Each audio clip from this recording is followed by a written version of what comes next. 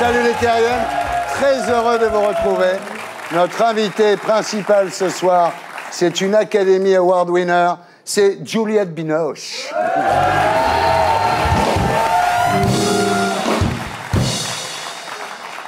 Qu'est-ce qui se passe, Juliette? C'est la star américaine qui porte des lunettes noires, c'est quoi? Absolument, absolument. J'ai décidé que maintenant, ça va définir du côté nature. Ah oui, c'est terminé. C'est terminé. Alors, est-ce que vous pouvez dire bonjour la France? Bonjour la France. Bonjour la France. Très heureux de vous revoir. J'ai aimé tous vos films. Vous pouvez tout jouer, vous. Hein. Vous pouvez même jouer avant-centre au PSG, si vous voulez. Alors, vous connaissez l'émission. En paix, on sera tous les deux, ce qui est assez chouette. On parlera de vous, de vos origines, de votre famille, de votre enfance, de votre carrière, votre nouveau film, Le Patient français. Alors, c'est l'histoire d'un malade qui arrive aux urgences. Il attend un lit pendant 12 heures, après il meurt. Voilà. Non, en fait, nous parlerons de Inai, le spectacle de danse que vous donnez à Marigny avec Akram Khan du 6 au 18 octobre. Vous dansez maintenant, alors? Depuis quelques mois. Vous faites les slows? Non, du tango, plutôt. Ah. Alors, en P2, nous recevrons deux nouveaux invités pour commenter avec nous l'actualité de la semaine. Patrick Timsit, pour la reprise de son one-man stand-up show à la Gaîté Montparnasse, à partir du 6 octobre, comme vous, donc il y a embouteillage. Et Timsit, qui est revenu au sommet, en fait, il s'était arrêté pendant 13 ans. Et il avait encore des vannes sur les trisomiques, il s'est dit pourquoi les jeter, donc il est revenu, il est très drôle. Notre troisième invité sera Philippe Gueluc, c'est le Belge le plus connu avec Marc Dutroux, Philippe Gueluc. Alors, ah ouais, c'est les moyennes, celle-là. Alors, Philippe nous parlera de son livre « Gueluc se lâche chez Casterman », un recueil de textes inédits et de dessins qu'il a fait pour Ciné Hebdo ou pour l'émission de... Ça me gêne vraiment parce que je ne peux pas vous regarder. Oh, mais, donc, bonjour, voilà, ça bonjour, ouais, ça va. Qu'est-ce qui s'est passé? La vie est dure. Ah ouais. Non, mais c'est en dansant ou c'est en baisant? C'est en me jetant sur Akram Khan. Oh là là, c'est passionnel. C'est mieux de se regarder en tout cas dans les yeux. Ouais, c'est mieux. Sacrée Juliette. Bien, donc, il a quitté, ce que j'expliquais, c'est qu'il a quitté... Elle me trouble, Juliette Binoche, c'est vrai, j'en perds mon latin, absolument. Non, il s'est séparé de Drucker quand il s'est aperçu qu'il était moins payé que le sien. Voilà. Tout ça pour faire cette vanne pourrie. Bon, en P3, après Le Zapping et Guillon, nous accueillerons notre invité de 20h, ce soir, Brahim Naïd Balk, pour son livre témoignage « Un homo dans la cité », et Karim Amour, l'un des témoins du livre Homo Ghetto. Alors, c'est des homosexuels maghrébins qui vivent dans les quartiers, mais avec leur maman dans un très vieil appartement rue Sarrazat. Alors, il y a quelqu'un qui m'a laissé un message sur mon portable la semaine dernière qui voulait participer à l'émission. C'est Annie Chenu. Bonjour. Vous venez d'où, Annie? Je viens d'Aubernais. Et vous voulez faire de la télévision? Oui. Vous voulez faire quoi? Co-présentatrice avec vous. Oh putain. Quoi? Bah oui, il faut qu'on en parle. Vous savez qu'il n'y a plus de blé à la télé, hein? Je le sais, vous avez toujours la même veste. Bonne vanne, bravo. Bon ben, à tout à l'heure. Quelqu'un lui a écrit son texte ou quoi? Alors, on passe aux messages vocaux de la semaine. On y va, Didier. Voilà, ça concerne Stéphane Guillon. Voulez-vous lui dire que s'il continue à être grossier et vulgaire, il finira comme Bigard, vendeur de fenêtres plus bas. Ah bon, on va lui dire. Ça lui fera plaisir. Ouais, salut Thierry, Benjamin de Nantes. Je voudrais juste savoir si ce serait possible, la prochaine fois que tu reçois un invité politique de la majorité, de lui dire de fermer sa gueule quand il fait de la lèche et qu'il veut pas accepter de juste dire qu'ils ont fait une connerie ou dit une connerie, parce que je commence à en avoir marre personnellement de ces mecs qui se trouvent des excuses systématiquement pour juste un mot de travers. Voilà. Allez, à plus. Ouais, à mon avis, c'est au sujet d'Hortefeux, ça. Alors maintenant, on passe au SMS. Philippe Nikolic est mort. Dommage que son dernier tube soit un tube de somnifère. J'ai bien aimé l'interview de Mailleux, mais contrairement à ce que disait la dame, cela ne l'a pas rendu sympathique de passer dans votre émission. C'est un syndicaliste hardcore. Voilà, l'émission s'appelle Salut les terriens et le groupe Les Gréments de Fortune.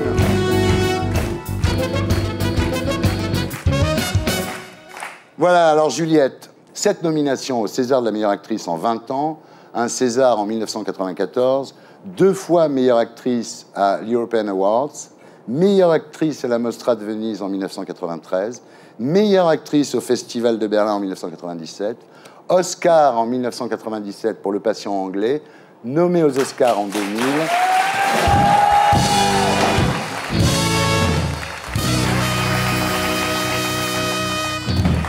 Carrière exemplaire, des choix artistiques courageux, vous êtes belle, vous êtes sensible, vous êtes cultivé. Quand vous faites de la pub, ça reste chic, c'est Lancôme. Vous n'êtes pas impliqué dans les pipoleries, vous êtes resté simple, accessible, sympathique. Rien à dire, quoi. C'est très dur pour moi aujourd'hui. Très, très dur. Rien à dire. Il faut vous mettre à ma place un peu. Si, il y a un truc quand même. Vous faites des films avec des réalisateurs dont on n'arrive pas à prononcer le nom. Ah ouais. Ouais. Alors, Christophe Kieslowski, Abbas Kiarostami, alors là, le dernier, épouvantable. Malgorzata Sudmovska. And Haushaushian. Ah oui, oui, aussi, oui. Ouais. Vous y retrouvez, vous? Comment vous faites? Mais je me souviens pas toujours de leur nom non plus. Sur le plateau, c'est étoile réelle. Bon, alors vous êtes une vraie star en fait, parce que vous êtes rare dans les médias, comme ça, un petit peu mystérieuse. Et quand vous êtes au cinéma, vous êtes d'un naturel déconcertant. Moi, je me souviendrai toujours de la scène où vous achetez des légumes à Dupontel dans Paris, le film de Clapiche. C'est une scène qui m'émeut beaucoup et je voulais qu'on la revoie ensemble. Vous êtes pas prêt?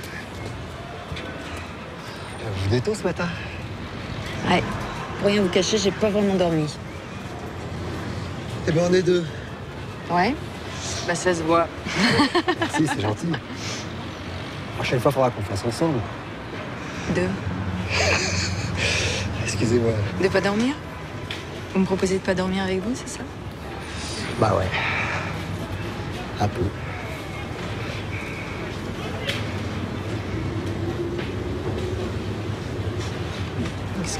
Qu'est-ce que vous faites après le marché? J'adore cette scène, j'adore le film. C'est incroyable de jouer la comédie comme ça, c'est génial. Voilà, Juliette Binoche, tout est dit, au revoir. Alors, non, vous avez un truc, vous n'avez jamais le sentiment d'être arrivé, vous êtes toujours en marge, vous dites, il faut savoir être infidèle à soi-même, c'est très juste. Je vais désobéir, je Ouais, pense vraiment. ouais. Parce qu'on a une tendance à vouloir aller dans les habitudes, dans les choses qu'on connaît, parce que c'est réconfortant. C'est pas toujours évident, parce qu'on a envie de s'attacher. Ça fait partie presque de la nature humaine. Ouais. Mais Juliette, quand vos enfants vous désobéissent, ça vous fait plaisir, finalement. Pas mal, ouais. Ouais. Mais... Vous dites qu'ils ont du caractère. Ah, ils ont carrément du caractère. Ouais. Et heureusement, d'ailleurs. Ouais. Alors voilà, vous êtes infidèle à vous-même, donc effectivement, vous faites de la peinture, de la poésie, de la danse. Et la peinture, ça vient de loin, parce que votre maman, qui n'avait pas beaucoup d'argent, un jour, elle avait écrit un petit script pour la télé, elle vous a acheté les 100 chefs-d'œuvre de la peinture et de la sculpture. Ouais. Je me suis pris de passion pour ces 100 livres qu'elle a achetés. Chaque week-end, c'était ma passion, quoi. D'abord parce qu'elle nous emmenait au musée, parce que c'était gratuit. Bon, c'est devenu mon jardin secret, quoi. Ouais. Alors, les dessins, en fait, à l'école, c'était votre seule bonne note avec la gymnastique. Avec la gymnastique. Ce qui explique la danse. Ce qui explique la danse. Alors justement, donc, vous faites ce spectacle qui s'appelle Inaï avec Akram Khan, donc au Théâtre Marigny du 6 au 18 octobre. Alors, l'histoire est drôle parce qu'il y a 2 ans, vous étiez en train de vous faire masser et la masseuse vous demande si vous voudriez danser. Vous répondez oui, évidemment, parce que toujours infidèle à soi-même. Cette femme était l'épouse d'Akram Khan, quoi. C'est extraordinaire. Du producteur d'Akram Khan. Ouais, c'est incroyable. Et je me suis trouvée embarquée là-dedans parce que c'est vrai que de dire oui à ce qui vient à vous, finalement, c'est une façon de s'abandonner à ses possibilités, à ce que la vie vous offre. Comme dans la scène du film, vous dites oui à Dupontel. Alors on regarde à quoi ça ressemble, c'est magnifique.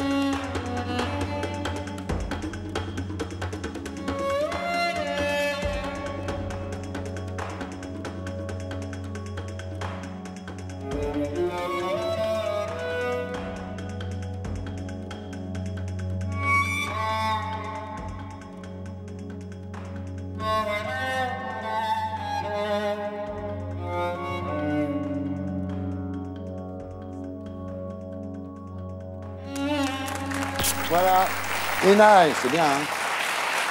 Alors, c'est un spectacle qui a déjà été donné à Londres, à New York, à Pékin. Dans 12 pays 12 différents. pays ouais. différents. On a fait 100 représentations, à peu près. Dis donc, vous venez de loin quand même, parce que quand on s'appelle Binoche et qu'on débarque du Loir-et-Cher, en arriver là, c'est pas mal. Alors, justement, au début de votre carrière, vous aviez un pseudo, non? À un petit moment donné, Ouais. parce que Jean-Claude Audinière m'avait dit « Ah non, vous ne pouvez pas garder Juliette Binoche, ça fait vraiment... ça fait Coluche, quoi. » Ça fait province, hein. Et Binoche. il y avait un petit garçon que j'aimais bien qui s'appelait Adrien. Et je me suis appelée Juliette Adrien pendant le temps d'une tournée. Et puis après, je me suis dit, je ferais trop de mal à mon père, donc j'ai repris mon nom. Bien. Et puis, en plus, vous venez de Montdoubleau, là, vous avez quand même... Alors, vous débarquez à Paris à 15 ans, vous préparez le concours d'entrée aux Arts Déco, mais très vite, vous choisissez le théâtre. Hein. Vous êtes aperçu que c'était votre truc, quoi. Après, comme vous dites, le cinéma vous a enlevé. Mais au départ, c'était quand même le théâtre. C'était votre tâche, comme dit le dialogue avec l'ange. C'était votre tâche sur la terre, c'était le théâtre. Alors voilà, donc après, il y a eu la période des castings, des galères, des petits boulots. C'est bien, parce que je suis en thérapie avec vous. Ah, J'ai jamais eu, en fait, un thérapeute qui me raconte ma vie et moi qui commente un petit peu. C'est ce qu'a dit Nagui. Nagui, il a dit, Ardisson, il gagne sa vie en racontant la vie à des gens qui hochent la tête. C'est assez drôle, Nagui. Donc voilà, et vous disiez à l'époque, si je ne croyais pas, personne ne le ferait à ma place. Ça, c'est sûr que si on ne se bouge pas... Hein. Et alors, on a retrouvé un truc qu'on va revoir, qui est votre fameux casting. C'est super moderne, votre truc. C'est le sujet là-dedans. Je fais ça, hop, et ça démarre. Je veux pas qu'on nous sépare. Oh non. Oh non. Oh non. Qu'est-ce que vous faites quand vous voyez ça, là? Vous dites quoi? Je me disais que je jouais mal. Ah bon? Parce que, ouais, c'est un peu sur les nerfs, quoi. Et puis 10 ans plus tard, donc un Oscar Hollywood, quand même, hein, bravo.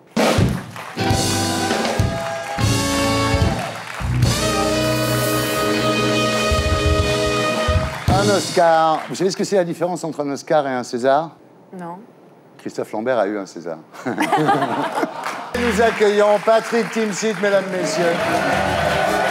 Et Philippe Deluc. Alors Patrick, bonsoir. Bonsoir. Et ici ce soir pour un événement exceptionnel dont on a encore peu parlé dans les médias et qui, je sais, vous touche particulièrement. Ce sont les 20 ans du disque Mani Manana. J'avais décidé. Ouais, c'est vrai déjà. Ouais, c'est drôle. J'ai décidé de te casser devant Juliette Binoche, je crois que c'est fait. Ah bah je crois qu'on est plus que deux en compétition, Philippe. Ça n'a pas pris une ride, cela dit. Ça n'a pas pris une ride, ce qu'elle est. Non, du tout. Ça n'a pas vieilli puisque ça n'a jamais vécu. Faire un morceau qui est passé une fois en télé chez Jacques Martin et qu'on en parle encore. Il n'y en a pas beaucoup, énorme. quoi. Tu vois. Et ça a été un tournant dans votre carrière. Vous êtes aperçu qu'il fallait mieux s'arrêter tout de suite, quoi. C'est ma grande chance. Et c'est une grande chance. Ah, oui. Mais imaginez, ça marche, on vous en demande un deuxième. Ah ouais, non. C'est Ah pas non. la même vie. Oui. Hein. Être en concurrence avec Carlos, là, tout d'un coup. Aïe, aïe, aïe. Bon, c'est il y a ma mère qui aurait une été autre contente. promo dont il faut parler aussi, mais enfin qui est moins importante. C'est le One Man Stand-Up Show, j'arrive jamais à le dire, ce truc-là, à la Gaîté Montparnasse à partir du 6 octobre. Ouais. Alors ça, c'est plus facile à faire comme promo, il suffit de regarder. On y va. Quand le riche perd ses cheveux, il se fait faire des implants. Le pauvre, lui, il achète une casquette. Les riches sont des femmes de ménage, les pauvres les épousent. Les riches ont des jacuzzis, les pauvres pètent dans leur bain. Ce mec là qui va chez le médecin, qui dit « Docteur, je voudrais vivre vieux ». Ben, très bien, vous fumez? Non. Vous buvez? Non. Vous avez des relations avec des partenaires multiples? Non.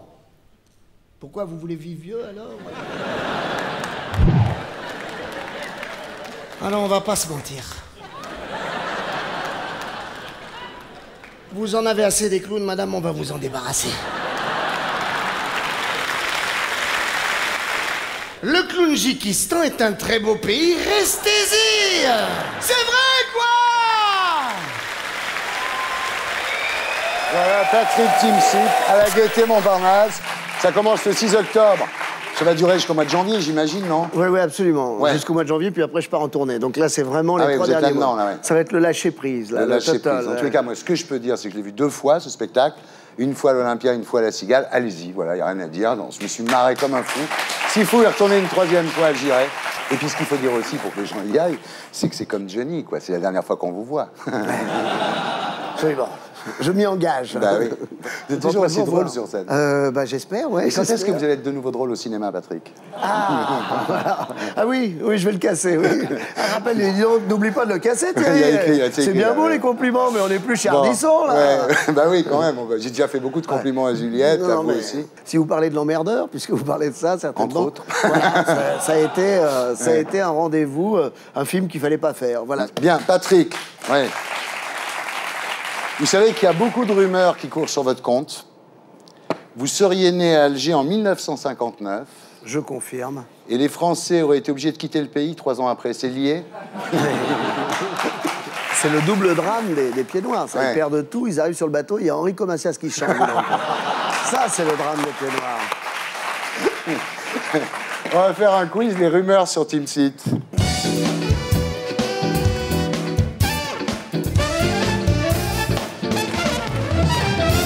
Alors, tout le monde peut jouer, hein, Juliette, Philippe. Merci. Team Seat veut dire saucisson en hébreu. Rumeur par rumeur. Juliette. Saucisson caché ou pas caché? De bœuf. Saucisson. Non, je dois confirmer, je dois dire oui ou non? Oui. Non, ça ne veut pas dire Team Seat, ça ne veut pas dire saucisson. Le pauvre, il est obligé d'aller à la télé pour dire ça. On a toujours cru que j'avais pris un pseudo. Franchement, si j'avais pris un pseudo, je me serais pas appelé Patrick Team Seat. Oui. Saucisson en hébreu, tu vois. Je me serais appelé Patrick Saucisson. Un film avec Patrick Saucisson. C'est une comédie? Oui.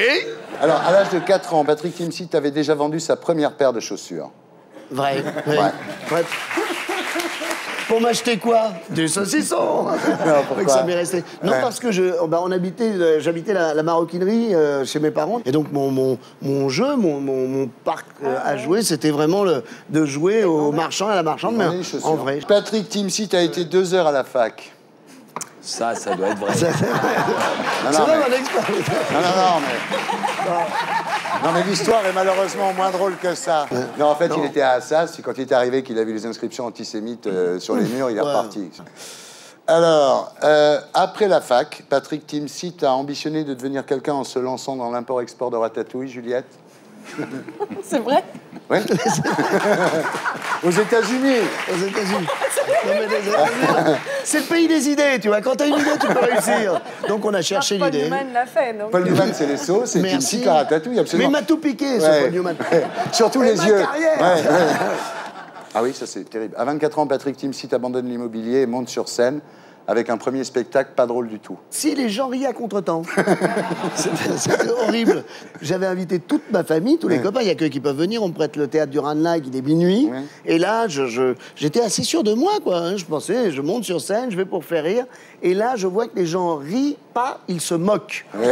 C'est horrible. Donc ça a beaucoup ri, c'est pas vrai. C'était très drôle, mais pas pour moi. J'étais en sang, quoi. En sang. C'était très dur. Alors... Ensuite, Patrick Team Seat triomphe sur scène, puis au cinéma, où il rentre le ventre en permanence.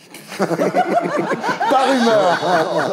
Non, parce qu'au cinéma, ça m'arrive même de le sortir. Je me rappelle pour Nounours, dans Le Cousin, c'était bien pour le personnage, je sortais bien le ventre en amorce. Quoi. Alors, les handicapés sont fans de Patrick Team Seat, mais comme ils n'arrivent pas à applaudir, on ne sait pas. J'ai jamais eu de problème avec les handicapés, j'ai eu des problèmes avec les valides. Alors, Patrick Team Seat a été nommé 3 fois au César sans succès, encore 2 nominations, et le César lui sera donné automatiquement. Dès qu'ils auront mon certificat médical, voilà. Le César d'honneur.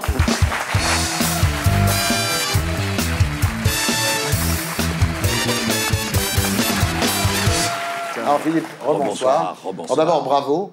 J'ai vu que votre nom venait d'être donné à une école. Il y a désormais une école Philippe Guéluc à Erceau, en Belgique. Bien sûr, c'est près de la frontière française. Oui. Voilà. C'est vrai qu'en Belgique, il y a aussi un collège Annie Cordy. Un lycée Vandamme.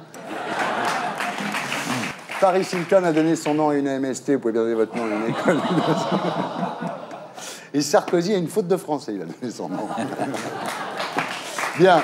Alors, il y a le livre aussi, donc Gellux se lâche chez Casterman, 56 chroniques inédites, puisqu'elles ont été publiées dans un truc qu'on ne connaît pas, qui s'appelle Victoire, qui est le supplément hebdomadaire du journal Le Soir, en Belgique, et puis 60 dessins publiés dans Ciné Hebdo. Ce qui est bien, c'est qu'il n'y a pas le chat. Il n'y a pas de chat. Sur la couverture, d'ailleurs, j'explique. Je donne des coups de marteau sur la gueule. Le chat est trucidé sur la couverture, c'est assez horrible d'ailleurs. Mais c'est affectueux, vous savez. Alors, c'est des dessins très noirs, hein, dans la ligne de Reiser, de Ciné, votre maître, de Topor. Hein, ouais. C'est aux antipodes du gentil chroniqueur de Ruquier et de Drucker. Hein. Voilà, ou en tout cas ceux qui arrivaient à lire entre les lignes savaient que j'étais un monstre finalement et que sous cette apparence de Belge bien propre sur lui, il y avait tout de même quelqu'un d'un peu noir. À côté du trou. Je n'essaie pas de faire une imitation d'Adamo. Mais alors, non, sérieusement, quand on voit votre bouquin, on se demande comment vous avez pu tenir aussi longtemps entre Jean-Pierre Coff, Sérillon, en face d'Yves Duteil. Ça ressemble à une salle d'attente chez le médecin. Oui. Comment ça va, Madame Chirac, et vos jambes, alors? Ça va bien? Eh ben alors, ça va, bah oui, et vous? Vous entendriez Drucker un peu bourré se lâcher, c'est formidable aussi. Ah oui? Ah oui, jamais devant une caméra. Qu'est-ce qu'il dit? Alors, dis-moi un truc, alors. Je peux pas répéter. Oh, si. Oh non, pas une heure. Pas une heure de grande écoute. Voilà, ben, merci messieurs, merci madame. On passe maintenant aux commentaires de l'actualité de la semaine avec les infos de Blacko 1.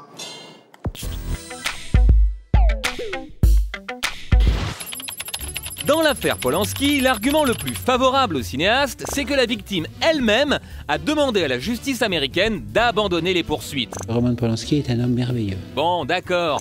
Polanski lui a fait un gros chèque, mais selon elle, il est temps de classer l'affaire. Après tout, en France, 30 ans après les faits, l'affaire serait prescrite.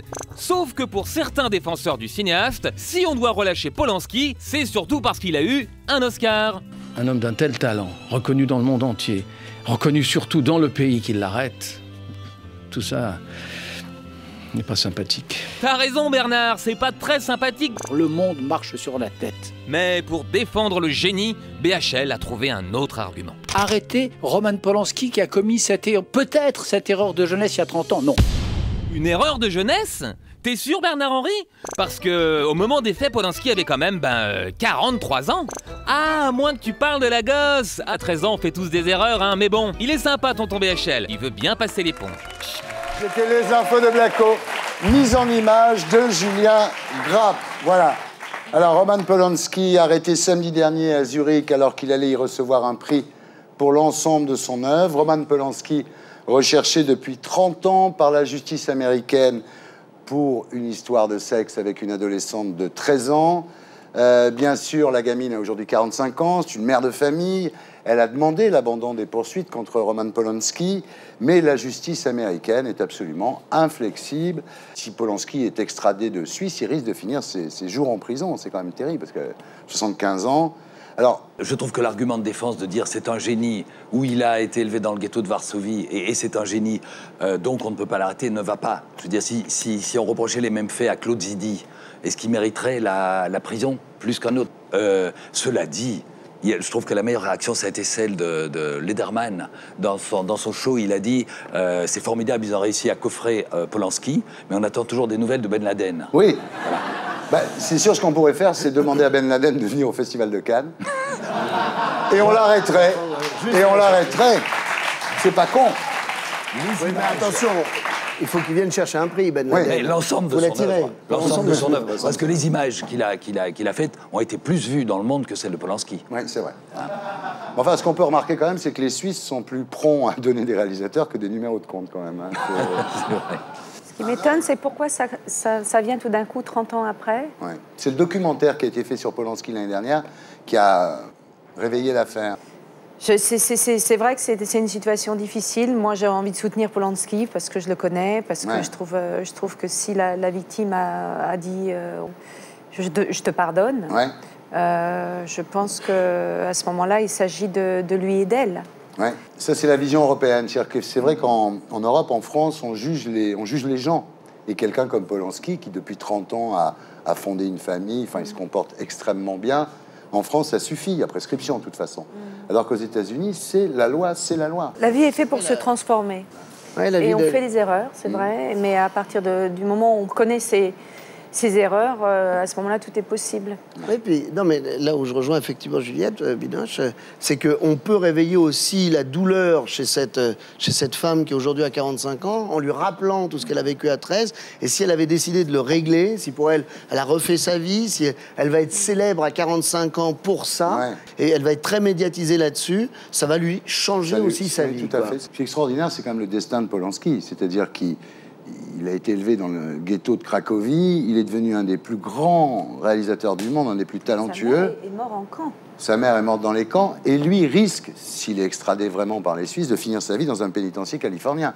C'est quand même un parcours absolument extraordinaire. Sans compter les drames personnels qu'il a vécu en Californie. Sans compter Sharon Tate, qui a été assassinée effectivement par Manson. Vous alliez dire Sharon Stone, vous êtes rattrapé brillamment. Oui, vous l'avez vu ça? Oui. C'est-à-dire qu'on connaît trois Sharon. Il y a Sharon qui est en Israël, qui est toujours pas mort, qui est toujours dans le coma. Comme le Parti socialiste en France. Ça sera la chute. On continue notre commentaire de l'actualité de la semaine avec les infos de Blacko 2.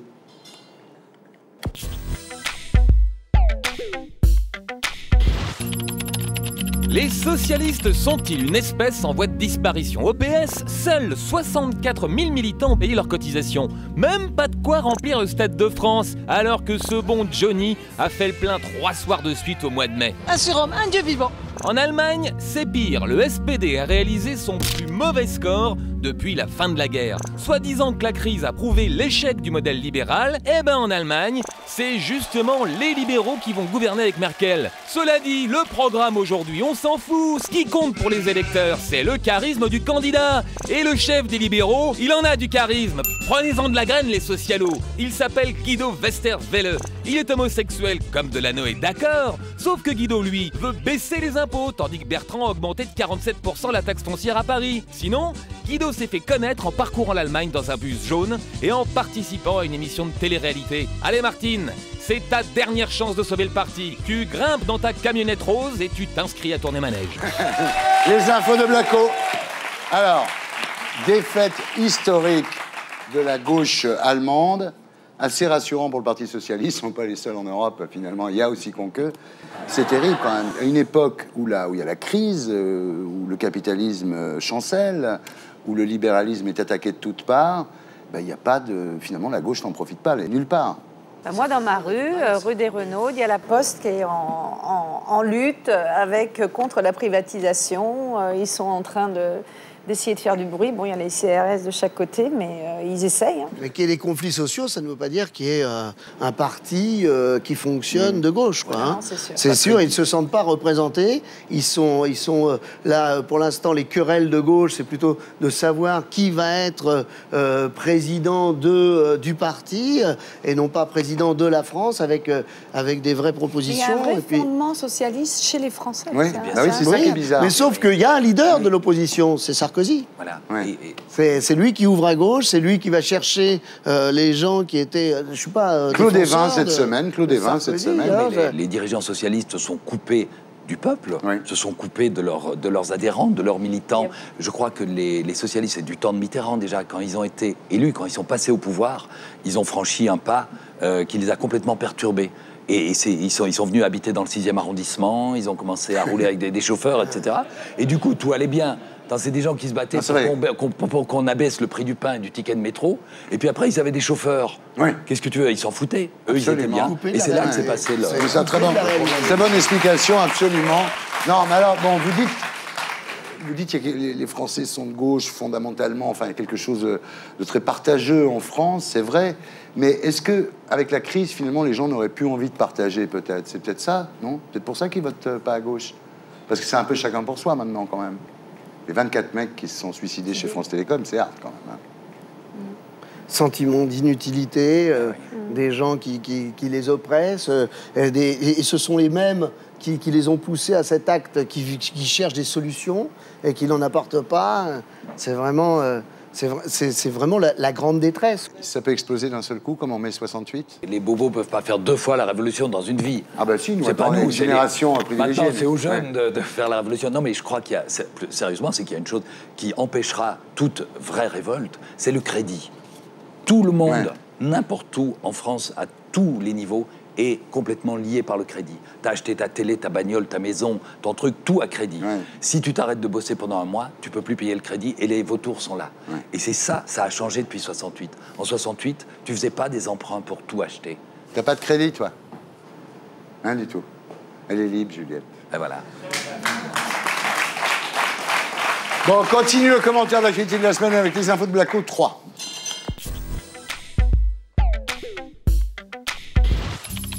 Avec la crise, on s'est fait bien du souci pour les banques. Mais rassurez-vous, ça va beaucoup mieux.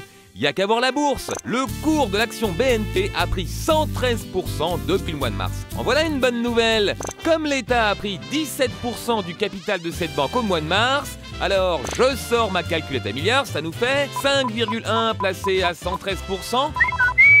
5,8 milliards de plus-value. Oh là là. Et si on ajoute l'argent investi dans la Société Générale, ça aurait pu rapporter 12 milliards à l'État. Mais en fait, ça rapportera que dalle. En effet, le gouvernement a autorisé les banques à racheter leurs actions au même prix qu'au mois de mars. Mais non, ils sont pas nuls au gouvernement. Ils sont juste honnêtes. Christine Lagarde a expliqué qu'elle refusait de spéculer avec l'argent public. C'est assez décourageant dans le contexte actuel de recevoir ce type de nouvelles. Ben du coup, pour renflouer les caisses, va falloir prendre l'argent ailleurs, dans la poche des malades par exemple. Allez hop, augmentation du forfait hospitalier, ou encore dans la poche des blessés. Allez hop, on taxe les indemnités des accidentés du travail. Mais au moins, nous on est honnêtes, on n'aura pas spéculé. Voilà, les infos de Blacko. Donc, la BNP Paribas a remboursé 5 milliards à l'État. La Société Générale va rembourser 3 milliards et le Crédit Agricole 2 milliards. Voilà. Ça, ils sont tranquilles maintenant, ils peuvent redonner de l'argent aux traders. C'est très simple, en fait. Ouais, bah, tout ça va être plus surveillé quand même, non? Ouais. Non, je sais pas, on dirait que je suis un représentant du gouvernement. Non, je trouve que c'est rassurant. Donc, non, mais attends, on se fout de notre gueule. Le G20, il termine le G20 en disant, voilà, on va moraliser la finance. Vous allez voir, maintenant, ça y est. Attends, tu plaisantes. Qu'on prenne simplement qu'on fasse des lois internationales sur les paradis fiscaux et le blanchiment de l'argent, et tout est réglé. Ils l'ont pas fait. Donc, ils se foutent de notre gueule. Ouais. Voilà, ils sont complices. Enfin, aux États-Unis, vous sentez ça comment? Parce que nous, le sentiment qu'on a... Il y a une énorme crise. Ah ouais. Ah oui. Ah ouais. Plus forte qu'ici. Ah oui. Vous vous rendez compte de ce qu'on est en train de faire, là? On est habillé en noir, on dit qu'il n'y a pas d'espoir, que chaque bébé français qui va naître aura plusieurs millions de dettes à cause du truc. Je veux dire, on devrait tous se suicider. Oui. Voilà, et terminer. Je sais pas, enfin, pour moi, profondément, je pense que tout ce qui arrive, c'est à cause des pauvres. Ouais. Je m'explique. Avant, il y avait que les riches qui avaient des voitures. Les pauvres n'en avaient pas. Oui. Est-ce qu'il y avait des embouteillages? Non. Non. Avant, il n'y avait que les riches qui partaient en vacances au soleil. Est-ce que les rives de la Méditerranée, d'Espagne et de France étaient surconstruites de béton? Non. Non. C'était formidable. Je dis, et tout est comme ça. C'est la démocratisation qui a tout foutu en l'air, absolument. Alors moi, je dis... Mais les riches ont bien compris, hein. Devenir riche avec l'argent des pauvres, humainement, c'est pas possible. C'est beaucoup trop long. Juliette, vous avez été élevée dans une ambiance un peu catho-communiste, vous, quand même, un peu... Dans une ambiance où il fallait essayer de raccorder les deux bouts, financièrement, justement.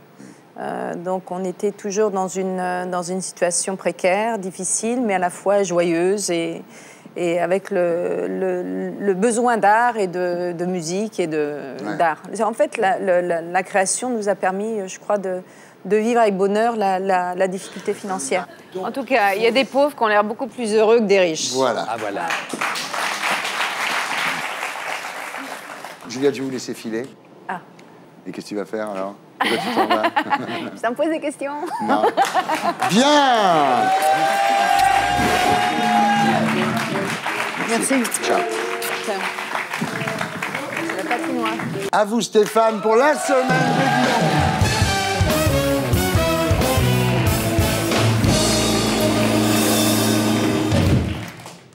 24e suicide à France Télécom. La semaine dernière, le PDG du groupe avait dénoncé une mode du suicide. Le salarié s'est jeté d'un viaduc d'autoroute. Pour être à la mode, il y a mieux. Il y a le Golden Gate à San Francisco, le Rialto à Venise, le Pont des Arts à Paris. La tenue vestimentaire compte aussi, slim, Converse. Et avant de sauter, faites-vous une mèche sur le côté, c'est très tendance. France Télécom inaugure un immeuble zéro suicide, fenêtres condamnées et terrasses inaccessibles. C'est la solution, empêcher le salarié de sauter. Il faut aussi supprimer les lacets et les ceintures. Et pourquoi pas mettre en place une fouille anale le matin quand ils viennent travailler, on ne sait jamais. Les pneus de la voiture de Jamal Dati ont été crevés à quelques jours de la parution de son livre sur sa sœur. Faut vraiment qu'elle s'emmerde à Strasbourg, Rachida, pour aller crever les pneus de son frère. DSK a invité Anne Sinclair à déjeuner dans un fast-food. Ah, il sait se faire pardonner, Dominique. Hein. Il lui a dit, tu prends ce que tu veux, Anne. Menu Giant, double burger, c'est pour moi, c'est moi qui régale. Non, moi je prends rien. Je dois aller chez Ducasse ce soir, avec une collègue du bureau, une suédoise, des dossiers à classer. Tu m'attends pas, je rentre tard. Reprends du ketchup, Anne, c'est pour moi, c'est à volonté.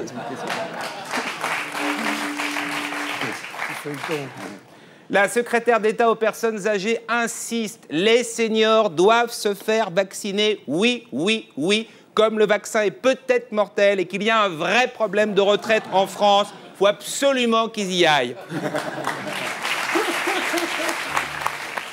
Berlusconi a de nouveau ironisé sur le côté bronzé de Barack Obama. Il a dû aller au soleil cet été avec sa femme, car ils sont tous les deux très bronzés. Il faut absolument qu'ils montent un duo avec Brice Hortefeux. Tous les deux, ça va être le grand retour de l'humour colonial. En Polynésie, le tsunami a fait au moins 150 morts. Je rappelle que pour battre le record de Jacques Mayol, il faut remonter à la surface. À la Fédération d'apnée, ils ont eu énormément de courriers. Oui, mon mari est resté 3 jours sous l'eau. Pouvez-vous homologuer ce nouveau record? Non, faut remonter.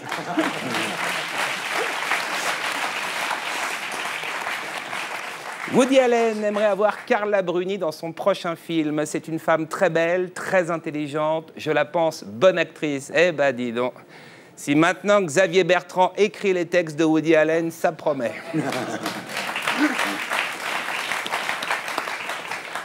Le Figaro juge le petit Nicolas trop lisse.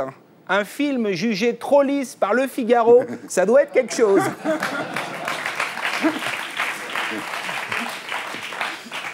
André Manoukian pose nu pour le calendrier du Secours populaire. Faut arrêter les conneries. Hein.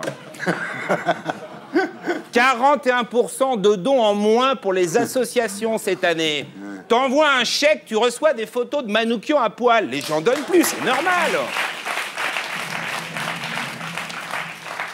Le PSG veut conquérir l'Amérique. Qu'ils essayent de conquérir l'Europe déjà. Déclaration de Christian Audigier. Le plus dur, c'est de gagner le premier million. Après, ça va tout seul. C'est vrai. Je m'adresse à tous les salariés qui nous écoutent. Amora, Continental, Molex. Le plus dur, c'est le premier million. Après, c'est que dalle. Bougez-vous, bande de feignasses. Michel Drucker a été très violent avec Marc-Olivier Fogiel lors d'une interview. Que s'est-il passé? Michel aurait fait une crise de guillonite aiguë, une maladie qui consiste à balancer des saloperies. Michel suit actuellement un traitement pour redevenir gentil. Il répète en boucle des mots comme formidable, épatant, magistral, film culte, immense comédien. C'est l'événement de la rentrée. Allez-y. Bon rétablissement, Michel. Stéphane Guillon que vous retrouvez la semaine prochaine sur ce plateau et sur le site de canal2.fr. Voilà. Et maintenant, on passe à l'invité du samedi 20h.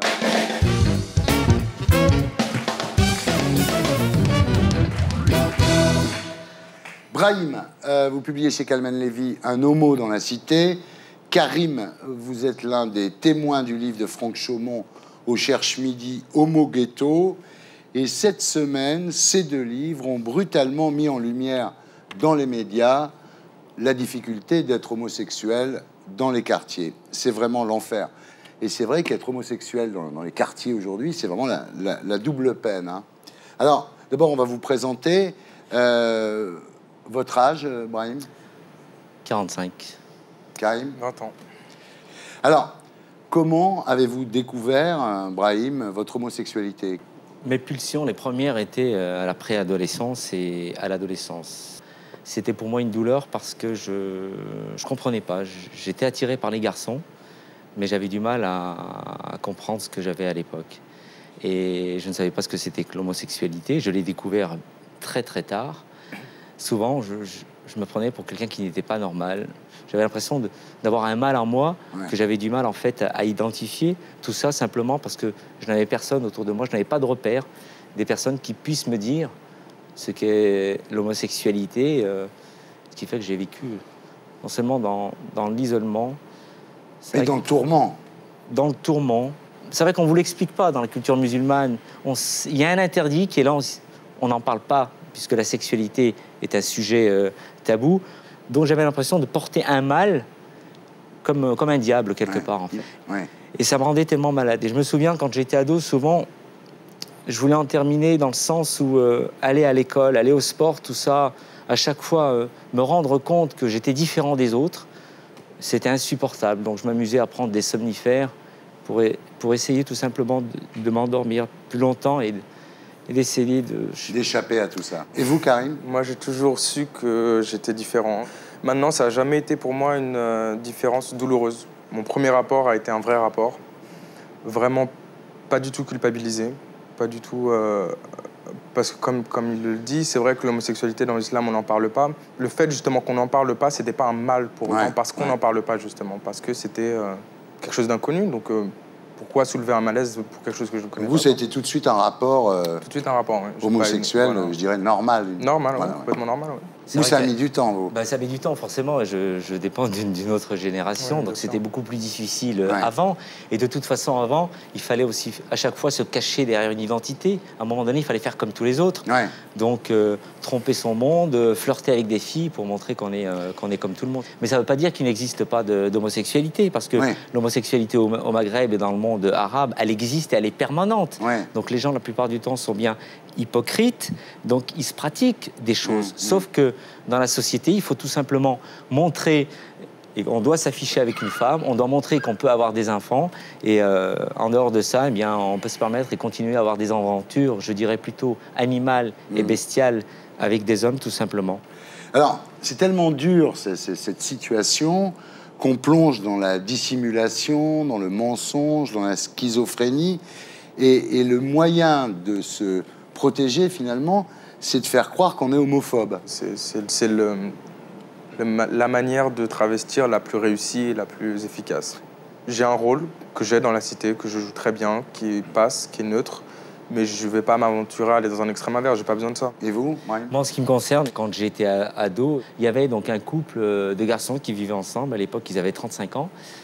Tout le monde savait qu'ils étaient donc homos, donc on les traitait, on les insultait d'ailleurs de PD. Et je me souviens, à chaque fois, c'était moi qui provoquais les gens qui sont homos, c'est-à-dire que j'allais frapper dans leur porte, j'allais les insulter, je me barrais pour faire rire les potes. Voilà. Tout simplement pour leur montrer que j'étais plutôt du côté de mes copains que de ceux qui habitaient ensemble. Terrible. Alors évidemment, c'est une humiliation quotidienne, hein. Ça, les colibés pleuvent, on a toujours la peur au ventre. Et puis, il y a les agressions sexuelles. Il y a 4 fois plus d'agressions sexuelles homophobes dans les quartiers que dans le reste du pays. Vous avez vraiment été victime, alors, pour le coup, de sévices sexuels assez violents, Brahim. Hein. À partir de l'âge de 22 ans, quand je suis arrivé donc, à Aulnay-sous-Bois, donc dans la cité des 3000, j'étais donc responsable et chef de famille de mes frères et sœurs. Donc, je me suis retrouvé aussi à jouer au football. Le foot, moi, c'était pas mon truc. Il fallait jouer comme tout le monde. Il fallait faire comme tout le monde, parce que dans la cité, quand on fait pas comme tout le monde, on est grillé. On est ostracisé. Ouais. Voilà. Alors, en jouant au football, donc on m'a très vite repéré. Donc, j'étais faible, je jouais pas trop, donc on me sentait pas trop motivé. J'étais un peu propre sur moi. Je ne parlais pas le verlan. J'étais hors Aulnay-sous-Bois, en fait. Et un jour, un soir, en rentrant donc, de mon travail, il était 22h30, 23h, je suis interpellé par 6 types du quartier. Ils me disent, tu t'es regardé comment tu joues au foot, t'es vraiment une tapette, mais t'es vraiment un PD, mais tu t'es regardé. Et moi, tout de suite, ces gens, quand ils m'ont interpellé, j'étais tétanisé. Et tout de suite, quand ils m'ont dit, écoute, de toute façon, si tu ne réponds pas à ce qu'on veut, on dit que t'es PD. Et ça, je n'en voulais pas. Il ne fallait pas que le quartier sache. Et donc, on m'a bien traîné dans la cave et on m'a bien fait un certain nombre de débandes. À un moment donné, il a fallu que je réponde parce que je n'avais pas le choix. Je n'avais pas le choix. Je voulais qu'ils en terminent et que je rentre enfin chez moi tranquillement. Et petit à petit, ça a continué. Donc, et c'était Vous étiez victime de sévices collectifs, de exactement, collectifs. Et à chaque fois, dans les caves. Ouais. Exactement. Comme subissent les filles dans les caves, au niveau des tournantes, les garçons qui ont mon orientation la subissent au même titre, en fait. Ah ouais. Est-ce que le fait d'être médiatisé, de venir en parler, je salue votre... le courage dont vous faites preuve, ouais. Et c'est dangereux en même temps de vous montrer à tous et d'affirmer. C'est courageux, mais c'est dangereux. Ouais, alors, si je peux me permettre, moi, ce qui me concerne aujourd'hui, j'ai 45 ans, j'ai rien à perdre. Moi, c'était le livre où je me foute quelque part en l'air. Ouais. Parce que j'avais envie, c'était une manière pour moi de porter plainte auprès de la société dans son ensemble. Ouais, parce que non seulement les agresseurs sont responsables, mais aussi tous ceux que j'ai rencontrés à mon travail et qui me font comprendre que l'homosexualité, bon, t'es homo, mais à la limite, n'en parle pas, et t'as ton quartier, tout ça. Ouais. Ça aussi, ça fait mal. Les mots tuent aussi. Donc tout le monde, en fait, a une part de responsabilité. Courage à Karim. Moi, je trouve que j'aimerais, aujourd'hui, j'aimerais avoir 20 ans et réagir comme il réagit, parce que c'est ce qui est étonnant dans vos témoignages, c'est on sent bien la différence de génération. C'est-à-dire, vous avez 20 ans d'écart. Vous, c'est vraiment encore un grave problème machin. Vous, je dis pas que c'est facile, hein, Karim, mais c'est déjà mieux assumé, quoi.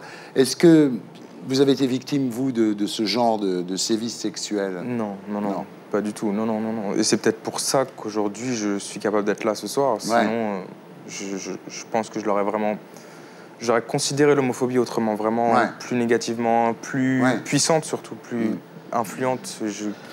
Ce qui n'est pas le cas pour moi, quoi. Alors, quand on est homosexuel dans ces quartiers, le seul échappatoire, évidemment, c'est la grande ville. Hein, et c'est vrai qu'à un moment, vous découvrez Paris. Et d'un seul coup, à Paris, on peut se donner la main, on peut s'embrasser, on peut aller dans des clubs. Enfin, je veux dire, bon, c'est quand même beaucoup plus... C'est le cliché, on ne fait pas que ça quand on est homo et qu'on va à Paris. Je ne vais pas en boîte de nuit sur Paris parce qu'il n'y a pas de boîte de nuit dans la cité.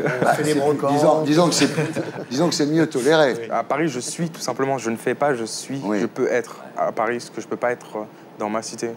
C'est complètement ça. Moi, j'ai rejoint entre guillemets, le milieu homo, pas parce que je me suis reconnu dans des garçons avec des t-shirts moulants, musclés ou pas musclés, mais parce qu'ils étaient comme moi, tout simplement. Ils sont comme moi, ils ont la même identité sexuelle que moi. Dernière question, pourquoi avez-vous fait votre coming out? Pourquoi as-tu écrit ce livre et pourquoi as-tu participé au livre de Franck Chaumont, Brahim? D'abord, pour expliquer à ma famille que c'est pas évident d'être homo, que j'ai toujours vécu dans le silence. Et c'est encore dur, encore aujourd'hui, c'est vraiment dur. Et le fait d'en parler en tout le monde, c'est peut-être une forme de thérapie. Et faire comprendre à toute une société, aujourd'hui encore, c'est difficile d'être gay. Et moi, ce que j'ai envie souvent, c'est d'être reconnu au milieu de tout le monde. Il faut toujours se cacher, même encore aujourd'hui au travail. Ça finit par être fatigant, c'est avoir une double identité. Ça finit par être complètement schizophrénique. Et ça... c'est aussi dire les choses pour que tous ceux qui sont gays puissent à un moment donné oser sortir de leur quartier, aller discuter et surtout ne pas hésiter surtout à créer le conflit. Même si on s'engueule avec ses parents au tout début quand on a 20 ans, on finira par revenir. Mais il faut dire qui on est dès le départ. Parce qu'aujourd'hui, à 45 ans, moi je peux considérer que j'ai tout raté malheureusement et que je ne peux pas tout refaire. Et toutes les étapes que j'ai grillées à cause des autres, le livre, il est là pour en fait expliquer tout ça.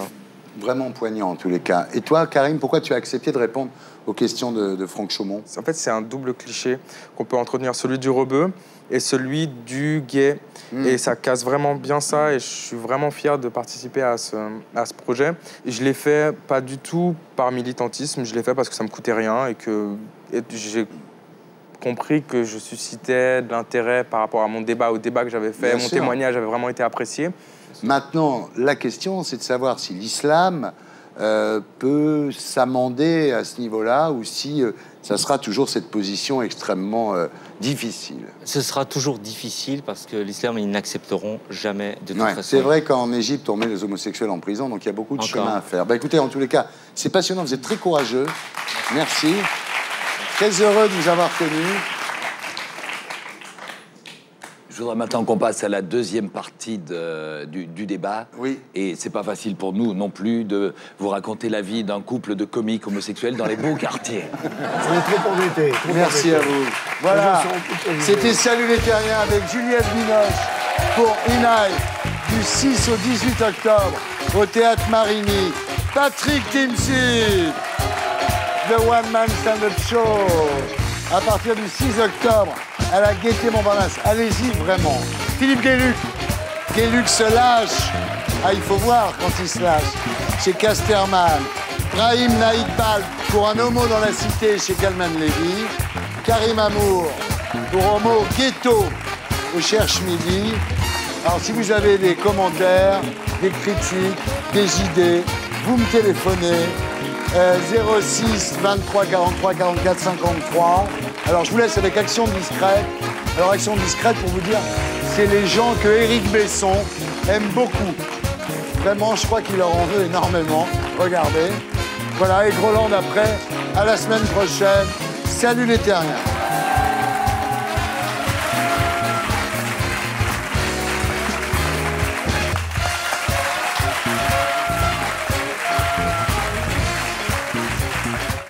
Et pour être sûr de ne rien rater de Inarditube, abonnez-vous et mettez un pouce bleu.